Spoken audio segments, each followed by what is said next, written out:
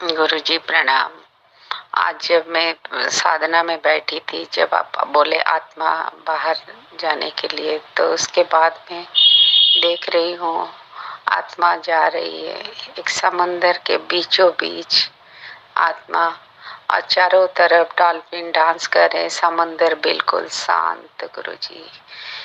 और मुझे मतलब वो आत्मा को बहुत ही अच्छी फील हो रही थी। पता नहीं, मैं बता नहीं पा रही हूँ। मेरे आप समझ सकते हैं गुरुजी, मैं इतनी बड़ी भी नहीं हूँ उसको बयान कर पाऊँ। प्लीज़ माफ़ कीजिए, आप थोड़ा समझ लीजिए गुरुजी। उसके बाद वहाँ से मैं लाइट आगे चल रही है, तो वल्कनों के ऊपर से मैं जब वो लाइट जा रहा है, मैं आत्मा, फिर वो वल्कनों भी जैसे मतलब मुझे प्यार कर रहे हैं मुझे, और मुझे अजीब सी बहुत ही शांति महसूस, सब जैसे लग रहा है सब मेरे तरफ ही आ रहे हैं और मुझे प्यार कर रहे हैं सब। उसके बाद मैं वहाँ से आगे बढ़ रही हूँ, तो वो आत्मा फिर एक झरना, जंगल के अंदर एक झरना झर रही, तो जैसे लग रहा है वो पहाड़ से जो झरना, वो भी मुझे प्यार करे, मेरे पास ही आ रहे।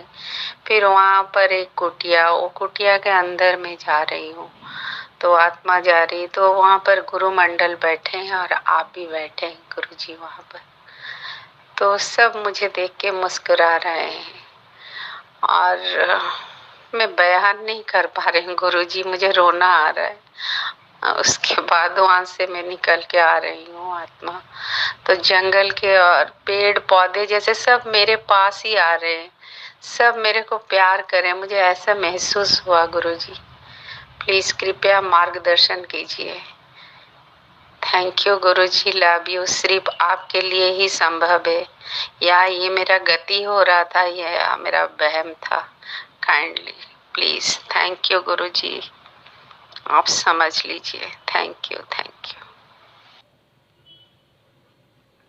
प्रणाम आपको।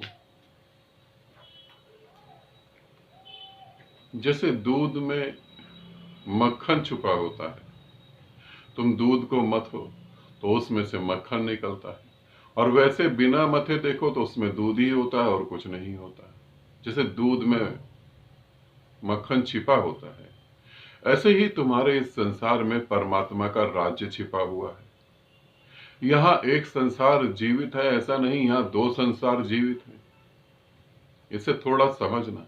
एक संसार तो है तुम्हारा वासनाओं का संसार, जहां तुम वासनाओं में एकदम लिप्त रहते हो, और की दौड़ चलती रहती है। और भोगू एक स्त्री को, फिर दो स्त्री को, फिर हजार स्त्रियों को, फिर हजारों स्त्रियों को, अनंत स्त्रियों को भोगता चला जाऊं। एक मकान, दो मकान, दो बंगले, तीन बंगले, अनंत अनंत, पूरी पृथ्वी पे ही मेरा राज हो। और अगर पूरी पृथ्वी पे मेरा राज हो तो चांद तारों पे भी मेरा राज्य हो। पूरा का पूरा ब्रह्मांड मेरा ही साम्राज्य हो, मैं उसका राजा हूं। अनंत वासनाएं अनंत हैं। एक संसार ये होता है, और एक संसार होता है साधु संतों का संसार। वो निर्वासना का संसार है। वो संसार भी एकदम अलग है। वासना का संसार कहता है मुझे देते जाओ, मुझे देते जाओ। निर्वासना का संसार कहता है जो तुम्हें लेना है तुम लेते चले जाओ। यहां तो सागरों के सागर हैं, तुम जितना लेना चाहो ले लो। मगर ये दो ही संसार हैं जिसमें साधक निर्वासना के संसार में आ जाता है, जिसे सांसारिक वासनाओं में घूमता रहता है।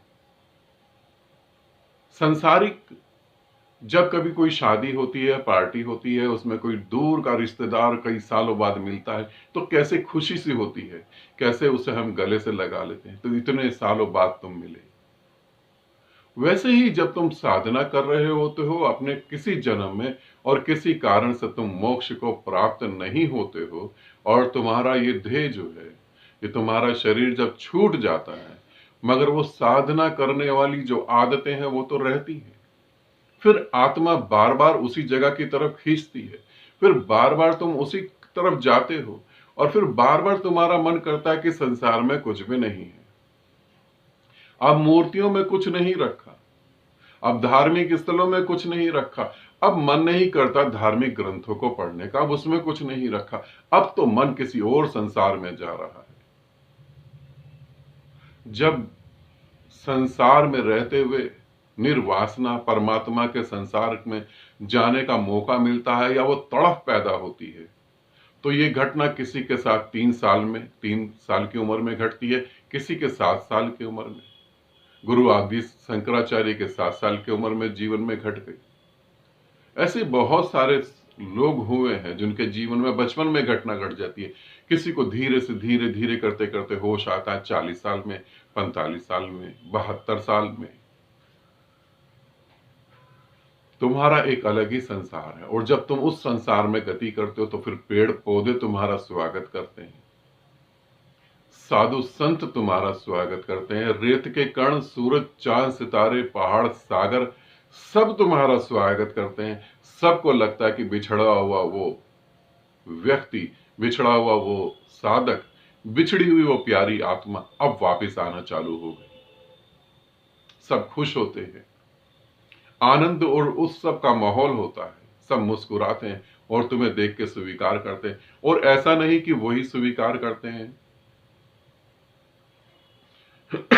ये स्वीकार की बात जो है तुम्हारे भी आत्मा को पता लगती है, ये स्वीकार की बात जो है तुम्हारे हृदय को पता लगती है, और तुम्हारा हृदय भी कमल की तरह खिल जाता है, तुम्हारा भी ऊर्जा क्षेत्र बढ़ जाता है और तुम आनंद को महसूस करते हो, आंख से आंसू निकलने लगते हैं। मगर ये सौभाग्य इस जन्म में घटता है। मजेदार बात ये है कि ये सौभाग्य क्या इस जन्म में घटता है? तुम देखो ध्यान से तो ये सौभाग्य हर जन्म में घटता है, मगर फिर तुम निर्वासना या परमात्मा के संसार को छोड़कर अपने मोह के कारण, अपने अहंकार के कारण फिर वासना के संसार में चले जाते हो। ये हर जन्म में घटता है।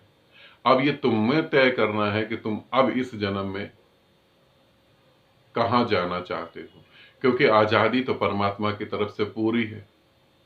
नर्क चुनना चाहो नर्क चुन लो, स्वर्ग चुनना चाहो स्वर्ग चुन लो, और नर्क और स्वर्ग की भी पार जाना चाहो तो वहां चले जाओ जहां आनंद ही आनंद है। डिसीजन तुम्हारा होता है, तुम्हें क्या चुनना है वो तुम्हें सोचना है। ये घटना तो अगले भी जन्म में घटेगी, ये घटना तो और अगले जन्मों में घटेगी, मगर जब तक तुम इसे चुनोगे नहीं और इसमें पूरा लीन नहीं होगे तब तक ये घटती रहेगी। अब और कितने जन्म तुम इंतजार करना चाहते हो ये तुम पे निर्भर है। शुभ है, प्यारा है, स्वागत के लिए सब खड़े हैं, मगर तुम्हारे कदम कहां जाएंगे ये तुम जानते हो। आनंदित रहो, सदा खुश रहो। बहुत बहुत प्रेम आप सभी को।